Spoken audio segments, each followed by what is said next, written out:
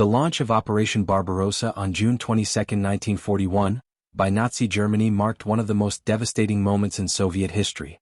The Red Army, caught by surprise, suffered catastrophic losses in personnel, equipment, and territory during the initial phase of the invasion.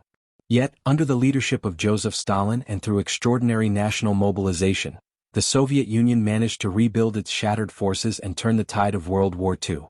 This article explores how Stalin and the Soviet leadership rapidly reconstructed the Red Army after Barbarossa, transforming it into a formidable fighting force that ultimately defeated Nazi Germany. The catastrophe of Barbarossa. The surprise German invasion shattered Soviet defenses. Millions of Soviet soldiers were killed, captured, or scattered. Thousands of tanks, aircraft, and artillery pieces were destroyed or abandoned. Entire regions fell under German occupation, disrupting communication and logistics. The Red Army's initial collapse threatened the very survival of the Soviet state. Stalin's leadership and response. Despite early doubts and purges that had weakened military leadership, Stalin took decisive steps to rebuild the Red Army. Centralized control. Stalin tightened control over the military, personally overseeing strategic decisions. Mobilization.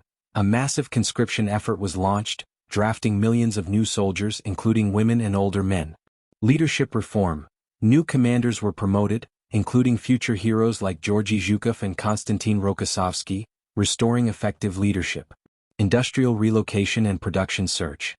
One of Stalin's most remarkable achievements was relocating Soviet industry beyond the Ural Mountains, safely out of German reach. Factories producing tanks, planes, and weapons were dismantled and transported eastward. Soviet industrial output surged, eventually surpassing German production in key areas like tanks, notably the T-34, and aircraft. This industrial resilience ensured the Red Army was continually replenished with modern weapons. Training and doctrine adaptation. The Red Army adapted its tactics and training. New training programs accelerated the preparation of fresh recruits. Combat experience from early defeats was analyzed to improve doctrine. Combined arms tactics involving infantry, armor, artillery, and air support were refined. The role of propaganda and morale. Stalin's government employed propaganda to boost morale and patriotism. The war was framed as a great patriotic war, to defend the motherland. Heroic stories of soldiers and partisans were widely circulated. This helped sustain the will to fight despite hardships. Key turning points after rebuilding. By late 1942 and early 1943, the rebuilt Red Army began to regain the initiative. The victory at the Battle of Moscow stopped the German advance. Operation Uranus encircled German forces at Stalingrad. Successive offensives pushed the Wehrmacht back, culminating in the Battle of Kursk, the largest tank battle in history. Stalin's ability to rebuild the Red Army after the disaster of Barbarossa was crucial to the Soviet Union's eventual victory in World War II.